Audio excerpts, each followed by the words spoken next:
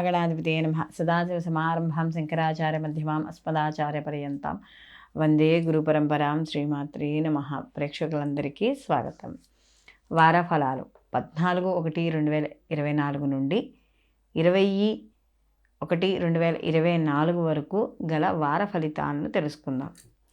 ఈ ద్వాదశ రాసుల వారికి ఈ వారం రోజులు ఏవైతే ఉన్నాయో ఈ వారం రోజుల్లో ఎటువంటి పనులు చేపట్టవచ్చు, ఎటువంటి పనులు చేయకూడదు, అలాగే ఏ రాశుల్లో ఉన్నవాళ్ళు ఎటువంటి ఫలితాలను పొందుతారు, అలాగే విద్యార్థులు కావచ్చు, వివాహం కాని వారికి కావచ్చు, అలాగే ఉద్యోగస్తులకు కావచ్చు, అందరికీ కూడా ఏ విధంగా ఉండబోతోంది, వీళ్ళు ఎటువంటి పరిహారాలు చేసుకోవాలి, ఇలాంటి విషయాలన్నిటి గురించి కూడా మనం ఈ వీడియోలో తెలుసుకుందాం. అలాగే ఈ యొక్క ద్వాదశ రాశుల వారికి కూడా నవగ్రహ సంచారాన్ని అనుసరించి మనకి అసలు ఎటువంటి ఫలితాలు గోచారం ప్రకారం ఎలాంటివి ఉంటాయి అనే విషయాన్ని మనం తెలుసుకుందాం.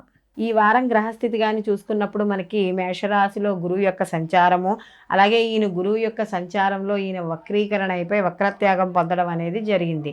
అలాగే ఇక్కడ కేతు వచ్చేటప్పటికి కన్యలో సంచారము, అలాగే శుక్రుడు 18వ తారీఖు వరకు కూడా రాత్రి వరకు కూడా వృశ్చిక రాశిలో ఉండి తదనంతరం ధనుస్సు రాశిలోకి ఈ శుక్రుడు సంచారం చేయడం అనేది జరుగుతుంది. అలాగే ఇక్కడ ధనుస్సు రాశిలో ఈ యొక్క రవి కూడా ఇక్కడ మనకి 15వ తారీఖు వరకు రవి ఉండి, అంటే అక్కడి నుంచే మనం మకర సంక్రమణం అంటున్నాం కదా, ధనుసు రాశి నుంచి రవి మకరంలోకి ప్రవేశించడం అనేది 15వ తారీఖున జరుగుతుంది. అలాగే ఈ ధనుసు రాశిలో కూడా యొక్క కుజుడు అలాగే బుధుడు యొక్క సంచారం అనేది నడుస్తోంది. కుంభరాశిలో ఈ వారము శని కుంభరాశిలో సంచారం చేయడం, తన స్వక్షేత్రంలో మూల త్రికోణ స్థానంలో శని సంచారం చేయడం, అలాగే కుంభరాశిలో ఈ వార ప్రారంభం నుండి కూడా చంద్రుడు కుంభ మీన మేషరాశిల్లో సంచారం చేయడం అనేది జరుగుతుంది. రాహు కూడా మీనరాశిలో ఈ వారం అంతా కూడా ఇక్కడ సంచారం చేయడం అనేది జరుగుతుంది. కాబట్టి ఈ గ్రహాల యొక్క సంచారాన్ని అనుసరించి ద్వాదశ రాశుల వారికి శుభాశుభ ఫలితాలు ఏ విధంగా ఉన్నాయి అనే విషయాన్ని తెలుసుకుందాం. మిథున రాశి వారికి చూసుకున్నప్పుడు ఇక్కడ రాశ్యాధిపతి అయిన బుధుడు వెళ్ళి సప్తమ స్థానంలో ఉండడం, సప్తమ స్థానంలో వీళ్ళకి గ్రహాలు ఎక్కువగా ఉండడం, అంటే కుజుడుతో బుధుడు కలిసి ఉండడం, అంటే వీళ్ళకి లాభాధిపతి అయినా కూడా ఇక్కడ కుజుడు వీళ్ళకి షష్టమాధిపతి అయ్యాడు. షష్టమ లాభాధిపతి అయిన గురువుతో ఈ యొక్క బుధుడు కుజుడితో కలిసి ఉండడము, అలాగే ఇక్కడ రవి యొక్క మార్పు, అప్పటి వరకు సప్తమ స్థానంలో ఉన్న రవి కూడా అష్టమంలోకి మారడము, ఇవంతా కాస్త కొంచెం మిథున రాశి వారికి ఈ వారం ఆరోగ్య విషయాల్లో తప్పనిసరిగా జాగ్రత్త అనేది వహించాలి. ఎవరైతే భాగస్వామి వ్యాపారం కావచ్చు, లేకపోతే వీళ్ళు ఎవరైనా జీవిత భాగస్వామి విషయాల్లో కావచ్చు, ఇలాంటి విషయాల్లో తప్పనిసరిగా జాగ్రత్తగా ఉండాలి. కలహాలకి దూరంగా ఉండాలి. అనవసరమైన విషయాల్లో కలవ చేసుకోకూడదు. అలాగే వీళ్ళకి ఇక్కడ ద్వితీయాధిపతి అయిన చంద్రుడు కూడా వీళ్ళకి ముఖ్యంగా చూసుకున్నప్పుడు ఈ వారం వీళ్ళకి నవమ స్థానం నుండి మొదలయ్యి, అలాగే దాని తర్వాత నవమం, దశమం, ఏకాదశం వరకు వెళ్తున్నారు. కాబట్టి ఈ చంద్రుడి యొక్క సంచార వార ప్రారంభంలో కాస్త దూర ప్రయాణాలు చేయడం, లేదా ఏదైనా దూరదేశాలకి ప్రయాణాలు చేయడానికి ఏదైనా అవకాశం ఉండేటట్టుగా వృత్తి ఉద్యోగ వ్యాపారాల రీత్యా ఉండడం, అది లేదా ఉద్యోగాలలో భయం, కాస్త అమ్మ ఉద్యోగం ఉంటుందో వెళ్ళిపోతుందో అనే భయము, ఇలాంటి సమస్యలు అనేవి ఏర్పడుతూ ఉండడం అనేది జరుగుతుంది. అంటే వార ప్రారంభంలో కాస్త ఆర్థిక పరంగా కూడా కాస్త ఇబ్బంది పడుతూ ఉండడం అనేది జరుగుతుంది. తదనంతరం కాస్త సౌఖ్యంగా ఉన్న వీళ్ళకి వారాంతానికి మాత్రం కాస్త ఈ ఒడుదుడుకులు అనేవి తగ్గుతాయి. అలాగే ఎప్పుడైతే శుక్రుడు కూడా వీళ్ళకి సప్తమ స్థానంలోకి, అంటే షష్టమ స్థానంలో ఉన్న శుక్రుడు వీళ్ళకి ఈ యొక్క స్థాన మార్పు, ఏదైతే సప్తమంలోకి స్థాన మార్పు అనేది జరుగుతోందో అప్పుడు నుండి కూడా వీళ్ళకి 6వ స్థానంలో ఉన్న అప్పటి వరకు ఏవైతే ఈ యొక్క ఇబ్బందులు, అంటే ఏవైనా పెద్దవాళ్ళ ద్వారా కావచ్చు, పై తరాల వల్ల కావచ్చు, ఏమైనా ఇబ్బందులు ఉన్నా కూడా అవి తగ్గినా కూడా కొంత శారీరకమైన ఇబ్బందులు అనేవి ఉంటాయి. అలాగే వీళ్ళకి ముఖ్యంగా ఎప్పుడూ కూడా ఏదో మానసికమైన ఆందోళన అనేది చోటు చేసుకుంటూ ఉండడం అనేది జరుగుతుంది ఈ మిథున రాశి వాళ్ళకి.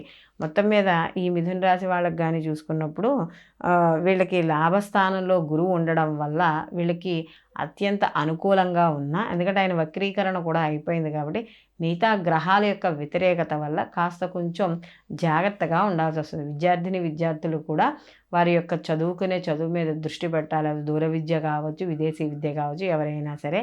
అలాగే ఉద్యోగస్తులకి, వ్యాపారస్తులకి సామాన్యంగా ఉంటుంది.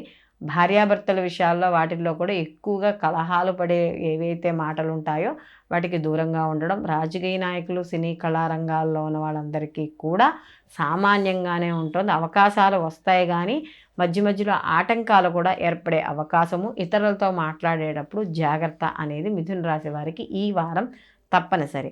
వీళ్ళు మరిన్ని మంచి ఫలితాలు పొందడానికి ప్రతిరోజు కూడా వీళ్ళు విష్ణు సహస్రనామం పారాయణ చేసుకోవడం, లేదా మేము అంతసేపు పారాయణ చేయలేము అని అనుకున్న వాళ్ళు కనీసం శ్రీరామ రామ రామేతి రమే రామే మనోరమే సహస్రనామ తత్తుల్యం రామనామ వరారని ఈ నామాన్నైనా సరే ప్రతిరోజు శ్లోకాన్ని రోజుకి 11 సార్లు కానీ 21 సార్లు కానీ, ఇది చాలా సులువు కాబట్టి దీన్నైనా సరే చేసుకోవడం, అలాగే ఆదిత్య వృష పారాయణ తప్పనిసరిగా చేయడం అనేది ఈ మిథున రాశి వాళ్ళకి చెప్పతగ్గ సూచన. అయితే ఇక్కడ మనకి ఈ గోచార ఫలితాలతో పాటుగా జన్మజాతక ఫలితాలు కూడా చూసుకోవాలి. అయితే జన్మజాతక ఫలితాలు అన్నప్పుడు ఒక వ్యక్తి పుట్టినప్పుడు ఆ పుట్టిన సమయము, అలాగే ఎక్కడ పుట్టారు, తేదీ ఏమిటి, ఏ సంవత్సరం, ఇలాంటి వివరాలతో ఉన్న ఏదైతే జన్మ తేదీలు ఉంటాయో వాటిని బట్టి కూడా మనకి అంటే ఈ జన్మ తేదీ అది తెలిస్తే మన జాతకం పూర్తిగా తెలియడం అనేది జరుగుతుంది. అంటే ఈ యొక్క వ్యక్తి జాతకంలో జరుగుతున్న మహర్దశలు కానీ, అంతర్దశలు కానీ ఇవన్నీ కూడా ఏ విధంగా ఉంటాయి, ఇవి గోచార ఫలితము బాగుంటే, ఈ జన్మజాతకము కూడా బాగుంటే, ఈ రెండు యొక్క ఫలితాలు కలిపి ఆ యొక్క జాతకస్తుడికి ఆ యొక్క సమయం ఏదైతే ఉందో కొత్త పనులు చేపట్టడానికి కానీ, లేదా ఒక స్టెప్ ఏదైనా జీవితంలో ఎదగాలి అనుకుంటే ముందుకు వెళ్ళడానికి కానీ ఎటువంటి ఆటంకాలు ఉండవు. ఒకవేళ ఏవైనా గోచార ఫలితాల్లో కానీ సరిగ్గా లేకపోయినా, లేదా జన్మజాతకంలో జరుగుతున్న పీరియడ్ సరిగ్గా లేకపోయినా కూడా చిన్న చిన్న ఆటంకాలు ఏర్పడే అవకాశం అనేది ఉంటుంది. కాబట్టి అలాంటప్పుడు ఈ గోచార ఫలితాలతో పాటు ఎవరైనా మేము ముందుకు వెళ్ళలేకపోతున్నాం, మాకు పనులు ఏం అవ్వడం లేదు, లేదా పిల్లలకి సరిగ్గా విద్య రావడం లేదు, వివాహం సరిగ్గా కావడం లేదు, మాకు ఏదో ఒక నూతన గృహం కొనుక్కోవాలనుకుంటున్నా, వాటికి సంబంధించిన పనులు ముందుకు వెళ్ళడం లేదు, లేదా మాకు లోన్స్ రావడం లేదు, మేము అప్పులు తీర్చుకోలేకపోతున్నాం, ఆరోగ్య సమస్యలతో ఇబ్బంది పడుతున్నాము, ఇలా రకరకాల మానసికమైన సమస్యలు ఇలా మనకి చాలా ఉంటాయి ఒక వ్యక్తి జీవితంలో. కాబట్టి ఇలాంటి ఎటువంటి సమస్యలైనా సరే ఈ గోచార ఫలితాలతో పాటుగా జన్మజాతక ఫలితాలు అంటే జన్మజాతకాన్ని కూడా తప్పకుండా పరిశీలనలోకి తీసుకుని ఆ యొక్క గ్రహాలు ఎటువంటి స్థితిలో ఉన్నాయో, జరుగుతున్న మహర్దశలను బట్టి ఆ వ్యక్తి యొక్క వ్యక్తిగత జాతకాన్ని బట్టి దాన్ని అనుసరించి చేసుకోవాల్సిన పరిహారాలు అంటే గోచార ప్రకారం చేసుకోవాల్సిన పరిహారాలతో పాటుగా జన్మజాతకంలో ఉండే దోషాల వల్ల ఏవైతే పనులు ఆటంకాలు ఏర్పడుతున్నాయో వాటి ద్వారా కూడా పరిహారాలు చేసుకున్నప్పుడు ఆ వ్యక్తి పూర్తి స్థాయిలో ఆ జాతకం ద్వారా వచ్చే మంచి ఫలితాన్ని, సంపూర్ణ ఫలితాన్ని పొందడం అనేది జరుగుతుంది. సర్వేజన సుఖినో భవంతు, లోకా సంస్థ సుఖినో భవంతు.